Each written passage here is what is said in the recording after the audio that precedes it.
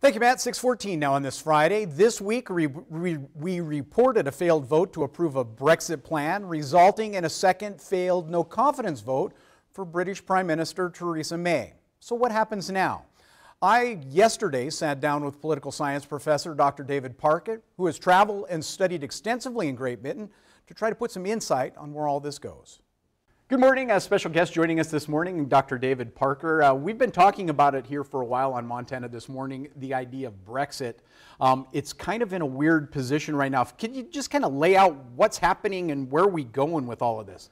Great Britain leaving the EU. How's this all going to work? Is it going to work? So the first thing you have to understand, in the United Kingdom, it's very unusual to have a referendum. They're very rare. But they had one in June of 2016, basically saying, are we going to stay in the European Union or are we going to leave? And that vote was super close. It was 52-48 to leave. The problem is, on the ballot papers, right, it didn't specify what leave meant, and that's the big problem. No one knows what leave meant. Does leave mean just get the hell out of the European Union and essentially have a very different trading relationship, or does it mean they're going to be in some sort of trading relationship with a lot of those barriers reduced? And that's the problem, and that's the issue. No one really knows, and that's exactly what the government's been dealing with over the last 2 years.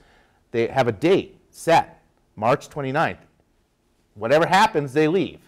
And if they leave on March 29th without a trade relationship specified, oh my God, it's going to cause all kinds of confusion. Yeah, that's a phenomenal thing.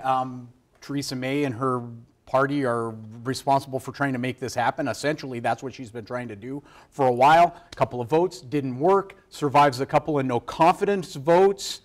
I mean, is there a chance this is going to happen well, or is it doomed to fail?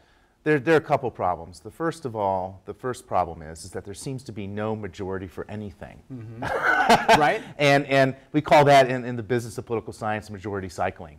And one of the problems Theresa May has is that it seems to be her party wants her to stay there. We've seen that.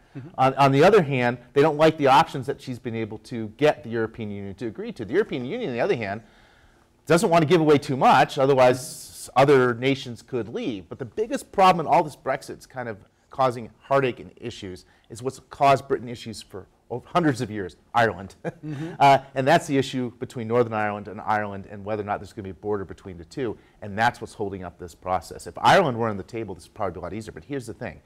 If March 29th comes and they leave the European Union without that relationship specified, what will happen is trade barriers would go up dramatically, and it could make it hard to get goods into the EU for businesses to operate, for people to actually get certain kinds of foods. Yeah, it sounds like this was an idea that wasn't super thought out because they didn't have a plan to go into it. I mean, am I making that too simple, or is that where we're at? No, I think that's exactly where we're at, and it gets to a fundamental problem why political scientists actually don't like referenda, is because the voters aren't necessarily equipped to deal with all the scenarios and all the other issues that could happen. That's why we have representative democracy, and that's why we have leaders to do that. The problem is this referenda, people want to make good on it because they asked the voters to do it, and a lot of folks who hadn't voted before actually showed up, and there is no clarity here, which is exactly why we're in this muddle. We really are in unprecedented territory here, so it's unclear exactly what's going to happen. I mean, you know I like to prognosticate. I don't know if I can in this case. Well, what we're going to do is we're going to let a little time go by, and we'll check back in with you again and see as we get closer to that